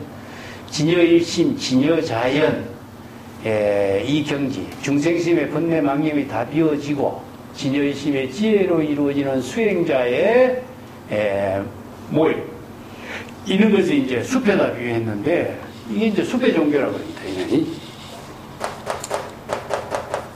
나는 이게 법화경에 보면은 화성유품에 보면은 상인들을 데리고 큰 밀림 숲을 지나서 보배가 있는 곳으로 가는 그 이야기가 나와요. 숲길을 가는 거죠, 숲을. 숲길을 가는데 필요한 사람이 무엇이냐면 도사예요, 도사. 그래서 이제 재불열애를 뭐에서 비유하죠? 길을 안내하는 사람이다 비유하죠. 그래서 세 가지 비유죠. 의사에다 비유했고, 길을 안내하는 도사에 비유했고, 중생의 병을 진단하는 의사에다 비유하고, 그랬죠, 그죠? 명의에다 비유합니다. 그 숲길을 가는 것은 뭐냐면, 어떤 번뇌망념의 숲입니다. 이게 숲이라는 것이. 이걸 그냥 이제 경전에서 조림이라고 합니다. 조림. 자, 이 번뇌망념의 숲하고 총림의 순일무잡한 전달림하고 숲의 차이가 무엇이냐 하면은, 이거는 조림은 중생의 숲입니다. 중생심의 번뇌망념의 숲은 많은 여러 가지 숲이 우거져 가지고 길을 잘 찾지 못하는 거죠. 그런데 여기에 총림은 무엇이냐면 순수한 수행자들의 집단을 모여요. 그래서 이제 불교는 숲의 종교, 나는 이렇게 표현하죠. 이건 숲이라는 것은 다른 말로는 자연이라는 뜻입니다. 자연. 그래서 나는 이제 이걸 크게 나눠갖고 사막의 종교, 숲의 종교 이렇게 나누는데, 그 사막의 종교라고 하는 것은 유일신의 사고 방식이죠. 그 숲의 종교는 무엇입니까? 수없이 다양한 길이 있어요. 그 길이 무엇이냐? 중생의 길은 수없이 다양한 길이 있기 때문에 정법의 길을 만나기가 어렵다는 겁니다. 정법의 길을 만나기. 정도를 만나기 어렵다는 거죠. 그래서 서가모니 부처님이 태자를 쓸 때 처음 출가해가지고 육사외도라든가 96종의 외도들의 수행자들을 찾아다니갖고 많은 경험을 하죠, 직접. 근데 결국 그 많은 외도들의 가르침을 전부 다 버리죠. 그래서 독자적으로 자신이 사유해서 인연법, 연기법을 깨닫고 정법의 불교를 제시하게 돼 있죠. 그죠? 그것은 무엇이냐면은 사람들이 주장이 다양하기 때문에 그 다양한 것은 무엇이냐? 자의식에 의한 주장이죠. 그래서 이제 숲이라고 하는 것은 잡다한 중생의 세계에는 자기 생각과 자기 의견이 많아서 수없이 많은 주장들이 많아요. 그래서 중국 같은 데도 보면은 제자백과들이 많이 나오고, 노장자들도 많이 나오고, 수없이 많은 사상가들이 출연하죠. 그래서 인류의 역사에서 사실은 이런 위대한 사상가들이 인간의 삶을 윤택하게 하고, 지혜롭게 살게 하고, 윤리, 도덕의 가치를 제시하고, 삶의 진정한 의미를 깨닫게 하는 지혜를 제시해놨어요. 다른 말 한다면은, 우리가 인간이 인간으로서 살 수 있는 모든 인본주의가 인문학이죠, 그죠? 요새 말하면 인문학이죠.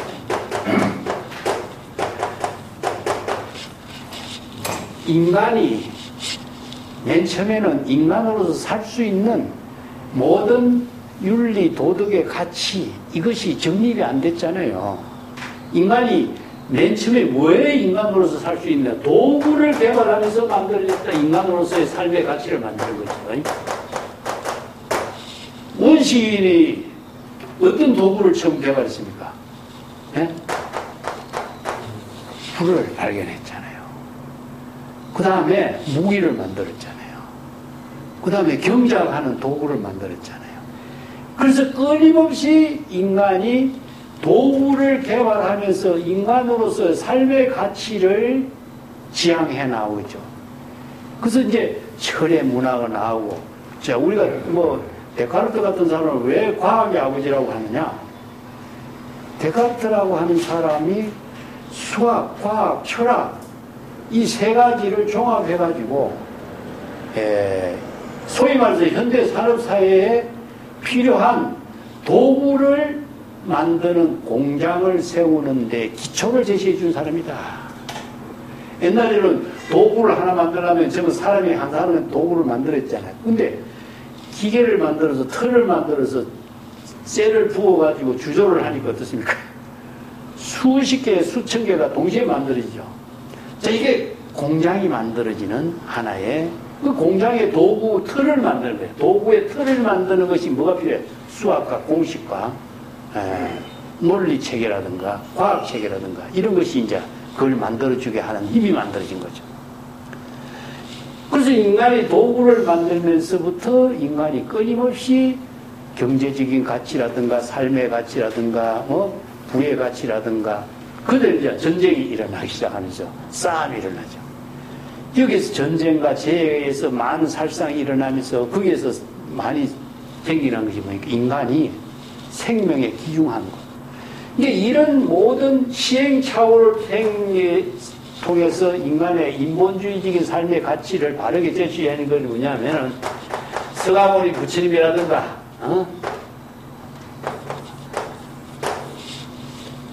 재불 성현들의 출현입니다. 이제 정법을 바르게 제시하고 윤리 도덕의 가치를 제시하고 인간의 진정한 존엄성의 가치를 제시하면서부터 윤리 도덕의 가치 이것이 정립되면서 인간 평등적인 사고, 편안한 삶을 함께 잘 살 수 있는 그 사회를 만들어낸 것이 바로 오늘날 현대자라는 거죠. 지금도 끊임없이 도구를 만들잖아요. 컴퓨터도 만들어내고 핸드폰도 만들어내고 인간이 끊임없이 지혜로운 삶을 사는 것에는 도구를 만드는 거죠. 근데 도구를 잘 쓰는 거, 뭐 요즘에 뭐 AIC라든가 AI라든가 인공지능까지도 만들어내는 컴퓨터도 만들어내잖아요. 이런데 만약에 여기에 윤리 도덕의 가치가 없이 컴퓨터가 사람을 죽인다 하면 어떻게 돼요? 이런 모든 문화를 바르게 잡아나가는 지혜가 인간의 삶에서 얼마나 지중한가. 그래서 불법의 가르침이 바로 평등과 지혜를 이루게 하는 힘이 얼마나 귀중한가요. 이런 가르침이 없다면 우리 사회가 어떻게 이루어지겠어요? 앞으로도 마찬가지고. 그래서 정법을 배우는 거 얼마나 귀중하고 소중한 일인가 우리가 다시 잘 고찰해요. 그런데 현대 과학 시대가 아무리 발달해도 인문학을 중심으로 해서 과학이 발달되지 않는다면은 과학 만능 시대에서 인간의 모든 삶은 폐지 버리죠. 이거 아주 위험한 일이라는 거죠. 예.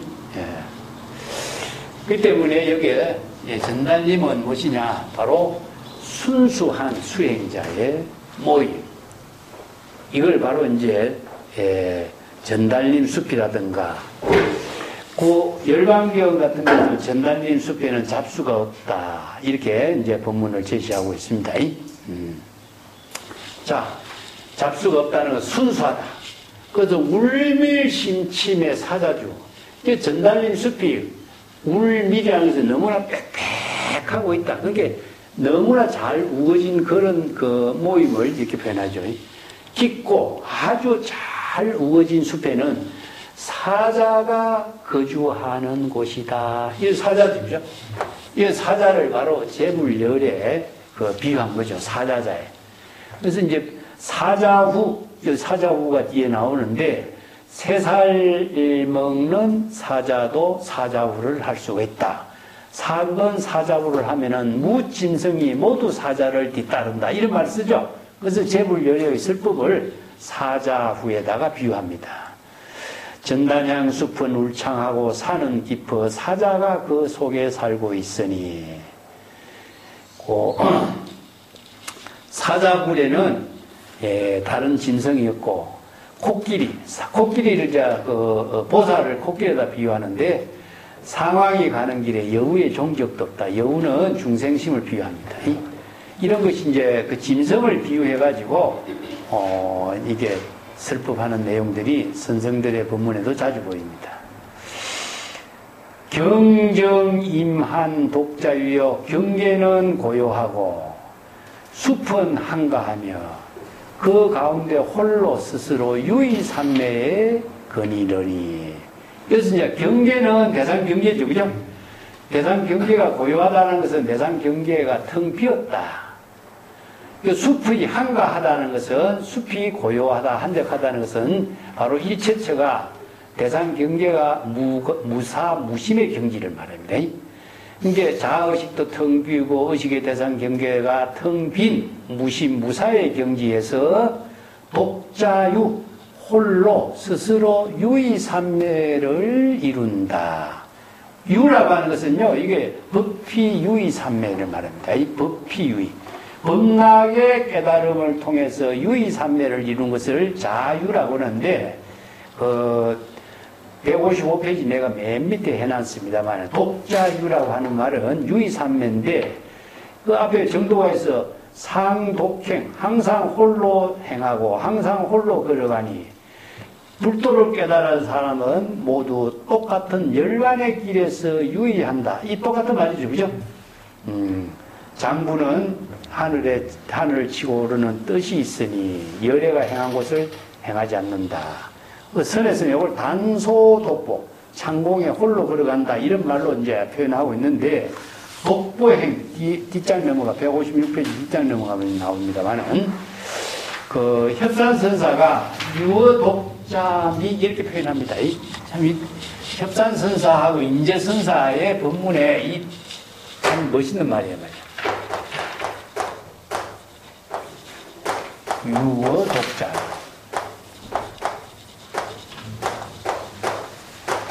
그 홀로 독보행을 하는데 유의하는 독보행을 하는 모습을 물고기가 유의하는 흙에다 비유해서 이렇게 읊었어요. 예. 독자 쪽에 미자가 나오는데 미라고 하는 것은 방향에 미혹하다는 뜻이죠. 근데 여기 중생심으로 미혹할 때는 중생심이 정법의 방향을 알지 못하고 미혹한 상태에 말하지만 물고기가 유의삼매하는 미는 무엇이냐? 방향을 의식하지 않는다는 뜻입니다. 근데 이 표현이 기가 막힌 거예요, 이 표현이. 물고기가 방향을 의식하면서 놀지 않잖아요. 이 때문에 이걸 미로 표현한 거죠. 물고기가 유의삼매의 경지에서 홀로 독자적으로 놀고 있는 경지에는 방향을 의식하지 않는다. 그 이 미자를 쓰는 거죠. 예, 그래서 협산선사의 천재성이 이 중국 선성들의 법문이 경전에서 설하는 유의삼매란 말을 이런 비유법으로 방편문문으로 새롭게 설하는 거죠. 이런 말이 임재력에도 나와요. 물속에서 유어 독자미. 임재력에도 물속에서 물고기가 홀로 스스로 유의하는 문제 방향을 의식하지 않는다. 자유롭게 놀고 있다. 이런 말입니다. 예. 제가 미라고 하는 말에 대해서 내가 굉장히 감사하고 이 구절에 주목해 보고 있는데 참 어떻게 이런 언어를 가지고 이런 방편법문을 설할 수 있겠어. 선생들의 그 깊은 뜻이 이런 중국의 한자가 지니고 있는 그 깊은 뜻을 이런 방편의 언어로 제시할 수 있는 그 안목이라는 게 대단한 거죠. 이런데 다시 한번 감탄이 나옵니다. 그럼 노장의 그 도법자인한데 독립주행이란 말이 있어요. 홀로 독자적인 삶을 건립하지만은 변화되는 것이 없고, 불개라고 하는 것은 여기 지금 뭐 왔다 갔다 하지 않는다 이런 뜻입니다. 일이관지한다 이런 말인데, 일행삼매한다 이런 뜻이고, 주행이 불태요. 그 독립주행하지만은 위태롭지 않다. 왜 위태롭지 않을까? 이게 노자의 굉장히 중요한 말이거든요. 안목이 있기 때문에. 도를 아는 사람은 안목이 있어요. 지난 시간에 이야기했죠. 장자에서. 도를 아는 사람은 도의 이치를 깨달아서 안목을 갖추게 되고, 도의 이치를 깨달아 통달한 사람은 방편의 지혜의 밝은 능력을 갖추고 있다. 그렇기 때문에 방편의 지혜를 부족하고 안목을 갖춘 사람은 대상 경계의 어떤 사물에 자기의 몸이 손상을 당하는 일이 있을 수가 없다. 이 나오죠? 똑같아요. 여태라고 하는 것은 위태롭지 않는 것은 안목을 갖춘 사람이 시절 인연에 따라서 방편의 지혜로 자기 본분사의 일을 잘 실행할 수 있는 능력이 있는데 어찌 대상 경계에 위태로움을 당할 수가 있겠어요? 자, 이 말이 경전에서 어떻게 나오냐면은 금강경에 법화경에 관세음보살 보문품에 관세음보살 연불 수행자는 물을 만나도 물에 빠지지 않고 불을 만나도 불에 타지 않고 이런 말이 나오죠. 똑같습니다. 물이 나를 불태우지 못하고 물이 나를 빠뜨리게 하지 못하고 불이 나를 불태우지 못하게 하는 거예요. 왜 그럴까요?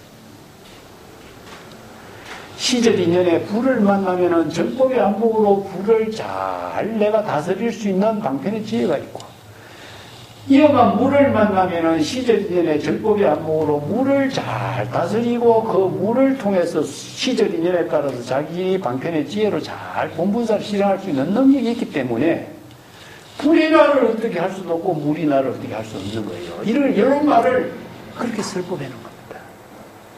근데 경전의 구절을 글자대로만 이해해버린다면은 관세음보살 연불을 하면은 물이 나를 어찌할 수도 없고 불이 나를 어찌할 수도 없고 이렇게 봐버려요.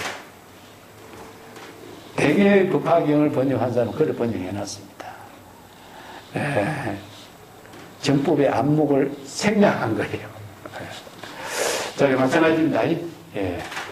자, 경계는 고요하고 정이라고 하는 것은 정이나 한이나 하는 말은요, 한자입니까? 이것은 정과 한이라고 하는 것은 이 한자랑 같은 겁니다. 공과 같은 거예요. 일체의 모든 대상 경계가 텅 의식하지 않는 상태, 비어진 상태. 그렇기 때문에 대상 경계와 숲이 내 대상 의식을 하는 대상 경계가 소멸되어 버렸어요. 그러니까 뭡니까? 자기 홀라 지금 여기서 자기 시절인의 본분사의 삶의 유의산매를 할 수 있는 거죠. 만약에 대상 경계가 숲이 있다면은 대상 경계 숲에서 사로잡힌다면 내가 독자행을 할 수 없잖아요. 그렇기 때문에 이거는 공이고, 이건 불공이에요.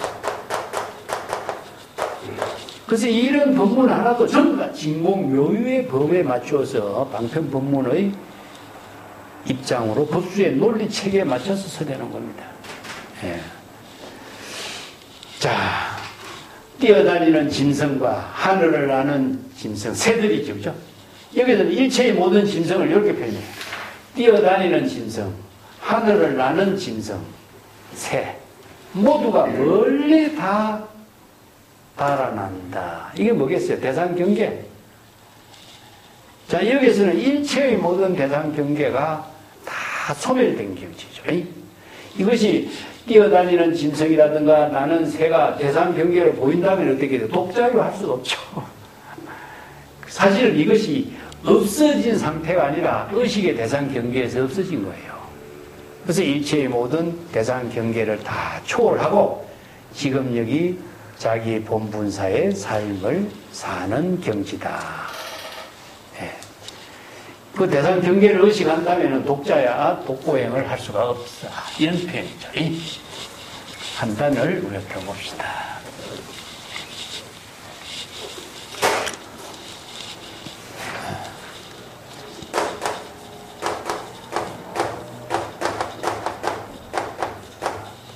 사자와 중수하고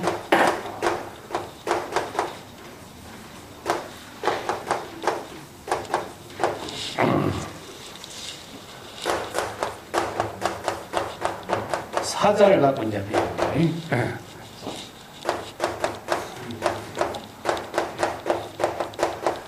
세 살 먹은 사자라도 크게 사자후를 할 수 있다. 효후라고 하는 설법을 하는 것을 말하죠.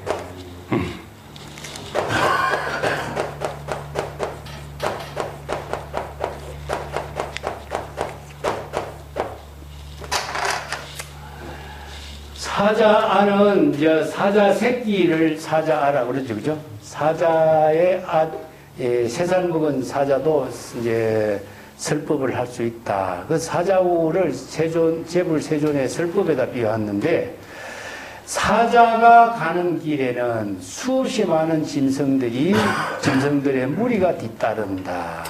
이 사자는 짐승의 왕이라는 뜻이죠, 그죠? 예, 이건 이제 제불세존을 여기다 사자에다 비유했는데, 제불세존이 설법을 할 때에 모든 중생들을 비유하죠. 짐승들이 정법을 바르게 다 수용하는 그 법문을 청법하게 된다. 여기에다 이제 비유한 거죠. 삼세정능 대효후하니, 3살 먹는 사자라도 능히 스스로 대효후, 대사자후를 할 수 있다. 이 사자후라를 이제 제불열애가 여시 설법하는 법문을 사자후에다 비유했는데, 그 사자가 사자후를 하면은 모든 짐승들이 그 뇌가 찢어진다. 이런 표현들이 나오죠, 그죠? 그건 뭐냐면 중생심으로 사량 분별하는 번뇌 망념의 뇌가 찢어지고 사자후의 정법의 법문을 다 수용하게 된다, 이런 말씀이에요. 뇌가 찢어진다 이 말 할 적에 왜 사자후를 하면 뇌가 찢어질까? 맨 처음에 나도 굉장히 의심했었거든요. 뇌는 무엇이냐 하면은 중생심으로 사량 분별하는 망념의 뇌를 말해요. 이게 중생심의 번뇌 망념이 소멸하고 진여 일심의 지혜가 작용하게 된다, 이런 뜻입니다. 정법을 설하는 법문을 여시아문하게 되면 어떻게 되죠? 바로 열의 지혜를 깨닫게 되죠. 그걸 바로 사자후가 설법하면은 무짐승들의 뇌가 찢어진다, 이렇게 표현해요. 이게 번뇌 망념이 소멸하면은 진여의 법신의 지혜가 작용하게 된다, 이 말을 이렇게 비유합니다. 자, 약시 야간 축법왕. 만약에 야간은 여우를 표현합니다. 그 덜여우란 이런 말 쓰죠. 덜여우를 보통 이제 야간이라고 하는데, 덜여우가 법왕을 축 따른다 하는 말은 법왕을 여기서 흉내낸다. 이 법왕은 무엇이냐? 법왕자, 법왕은 바로 사자를 말해요. 그 사자는 사자 새끼니까 법왕자가 되죠. 법왕자라고 하면 법왕이 자주 나오죠, 그죠? 법왕자는 바로, 법왕은 세존이고, 법왕자는 무엇이죠? 바로 모든 보살들을 법왕자라고 했어요. 그러면 사자 새끼는 법왕자가 되죠. 이 때문에 법왕을 따른 그 사자의 흉내를 내려고 해도 여우는 사자의 흉내를 낼 수가 없다.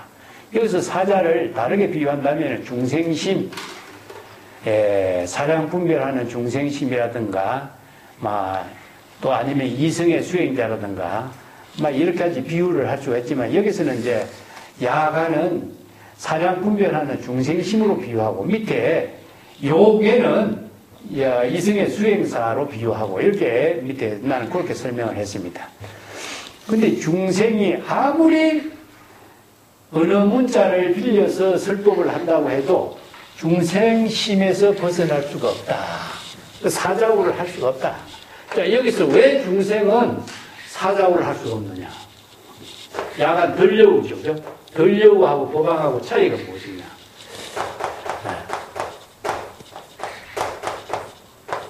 중생을 봅시다.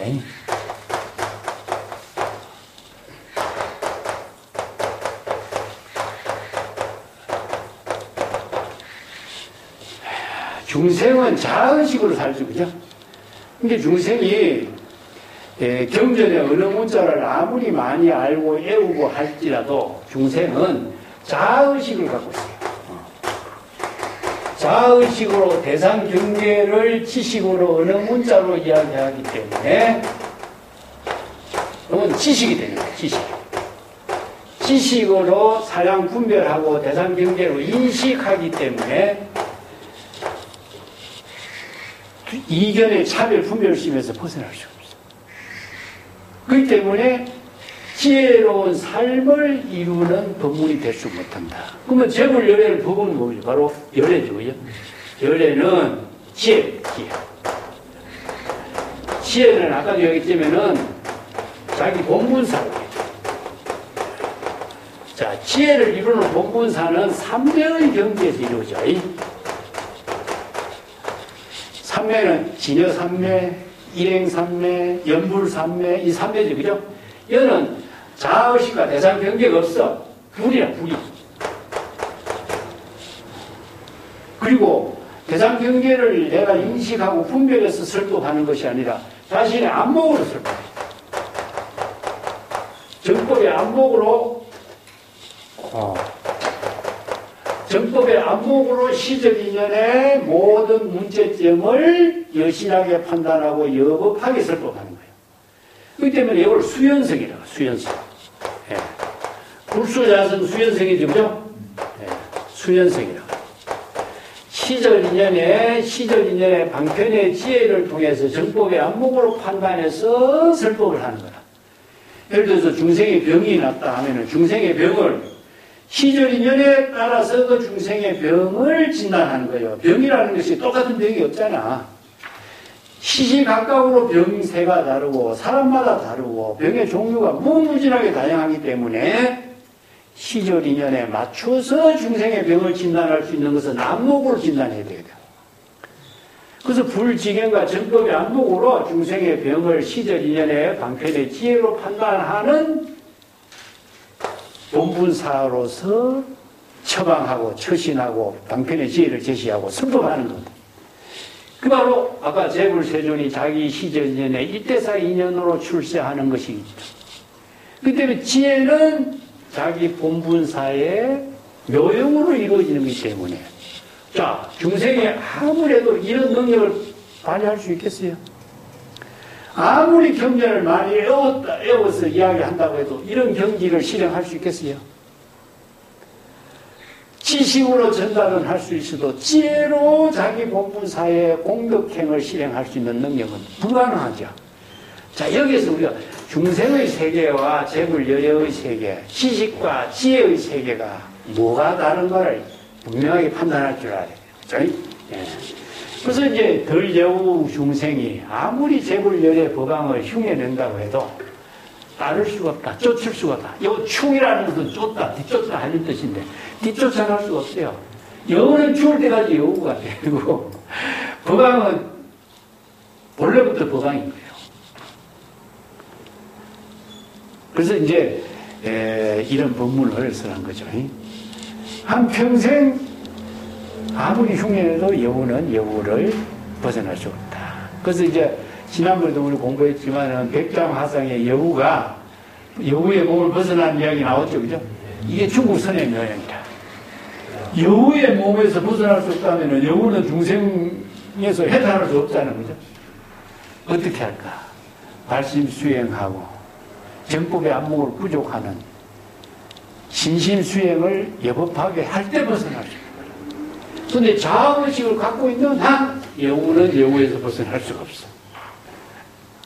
그래서 여법수행, 발심수행을 하지 않는 한 여우는 여우에서 벗어날 수가 없다. 이런 법문이죠. 그래서 여기는 백년요괴라고 할지라도 여우죠. 요괴는. 백년 묵은 요괴는 뭔가 신통을 부려. 백년요괴라고 할지라도 그때 입만 벌렸다 말았다, 입만 벌렸다 닫았다 할 뿐이다. 아무리 사자고를 하고 싶어도 그때 입만 벌릴 뿐이다, 이런 뜻이죠. 정법을 설할 수 있는 안목과 방편법문을 설할 수 있는 지혜가 없다. 그러면 그때 입만 벌리고 사자고를 하지 못한다, 이런 말이죠, 그죠? 예. 여기서 이제 이성의 수행자도 그런 의미를 두고 있어요.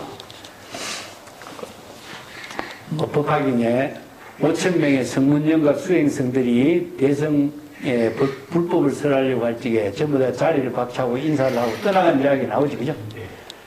왜 떠나갔겠어요? 정상만이죠. 나는 깨달음의 경지를 이루었는데 또 다시 무슨 불법을 설해서 깨달음을 이루도록 하는 법을 설하는가? 이 교만심, 정상만은 자기 교만심을 벗어나지 않는 한 정법을 수용할 수가 없죠. 그런데 법화기에 위대한 것은 무엇이냐? 이런 정상만들이 나중에 모두 다 수기를 받잖아요. 이게 바로 대성불교의 위대한 사상체계가 그 법화경을 통해서 소성불교를 포용하는 겁니다. 그래서 모든 소성불교 수행자들을 모두 다 수기를 내려서 미래에는 다 모두 성불할 것이다. 자, 원력을 세우고 발심 수행하면 모두 성불하는 부처의 종자를 이루게 되는 이런 성불의 법문을 설하게 되는 것이죠. 예. 그 158페이지 한번 봅시다. 그 법화경 그 약조 비유품의 법문을 내가 자주 언급을 했습니다만, 그 밑에 성만경에 일체 중생이 본래 부족하고 있는 열의 비밀지장, 열의 비밀지장이라고 하는 말의 원류는 어디에 있느냐? 법화경에 있어요. 근데 열애장이라고 하는 말은 어디에서 강조했느냐? 성만경에 있어요. 그래서 성만경은 법화경의 법문을 수용해서 열의 비밀지장을 열애장이라고 하는 말로 정립을 시켜. 그래서 열애장이라고 하는 열애장을 일체 중생이 부족하고 있는 열애장을 제불 열애가 발견한 거예요. 어떻게? 일체 지자요, 일체 견자니까. 불지열 부족한 사람만이 볼 수 있는 안목이지. 그래서 이것을 일체 중생은 이 열애장 불성이 있다는 사실을 알지 못해서 무지예요. 그래서 지혜의 작용을 펼치지 못했기 때문에 무명이고, 깨닫지 못했기 때문에 불각이에요. 그래서 이 무지, 무명, 불각을 깨트리고 지혜를 이루게 하고 깨달음을 이룰 수 있는 법문을 설해준 사상이 불법의 가르침이다. 그래서 열애장 법문이 대성불교의 모든 핵심으로 제시된 겁니다. 그래서 대성불교 끊임없이 발전되면서 새로운 수행체계로 정립된 거. 내가 아까 이야기했죠. 인류의 발전은 도구의 개발에 따라 있다는 뜻이죠. 자, 여기서 맞춰서 불교를 공부해 봅시다. 도구. 불교에서 도구는 뭘까요? 방편법문입니다. 자, 원시불교에서 사용했던 방편법문의 도구하고 대성불교에서 사용했던 방편법문의 도구를 한번 생각해 봅니다. 자, 공사사기 원시불교에 있었습니까? 없죠. 공의 법문이 구체적으로는 원시불교에는 없어요. 망념을 비우도록 하라, 망념을 갖지 마라, 이런 입장이죠. 공은 반야경에서 처음 나와. 근데 공예 법문의 문제점을 극복한 것이 어디냐? 법화경이에요. 화엄경이에요. 그래서 공예 실천할 수 있는 사상체계가 유심이다. 공이란 법문이 대성불교의 완성이라고 할 수 없어. 공예 실천은 무엇이냐? 대성불교에서 인체 유심죠. 유심의 실천에 의해서 공예 법문을 실천할 수 있어. 유심의 구체적인 방법이 뭐겠어요? 초발심이죠. 발심 수행하는. 그래서 초발심을 이루게 하는 법문이 유심의 실천이에요. 공예 법문이에요. 그 초발심을 한과 동시에 유심의 실천으로 중생의 번뇌망님 비워지잖아. 정각을 이루게 되고. 자, 이런 방편 법문이 법화경, 화엄경에 만들어져. 근데 열애장은 어디서 나오죠? 열애 비밀지장은 법화경에 나오죠? 근데 성관경에서 열애장이라는 말이 나와. 그럼 열반경에서는 또 뭐라 나오죠? 불성이라는 말이 나오죠? 진여자성은 어디 나옵니까? 기신론이 나오죠? 자, 시절 인연에 따라서 방편의 법문의 어느 도구가 새롭게 다 등장하죠? 이 도구가 끊임없이 개발되고 방편 도구가 끊임없이 방편 법문으로 제시되면서 불교의 사상체계가 수행체계가 더욱더 체계 있고 정비가 되고 수행체계가 더욱더 완성된 단계로 나아가게 하는 거예요. 이게 바로 불교의 사상체계의 발전입니다. 저 중국에 오면 선성들이 또 방편 도구를 다시 또 다양하게 제시하고 있죠. 이 때문에 이 방편 도구를, 방편 법문을 방편 도구로 활용할 수 있는 능력을 갖추는 것이 뭐냐? 참선 수행입니다. 자, 방편 도구, 방편 법문을 사유하지 않고서 방편 지혜를 체득할 수 없어요. 그래서 방편 수행은 뭐냐? 방편 도구를 수행하고 사유하는 거죠. 예. 그러니까 언어도 모르고 도구도 모르는 사람이 어떻게 그 지혜를 체득하고 열애의 경지를 주겠어요? 이게 백년요괴라고 방편 도구를 잘 활용하고 방편의 지혜를 부족하고 적법이 안 부족해야만이 지혜로 설법을 할 수 있는 겁니다. 자, 오늘 여기까지 하겠습니다.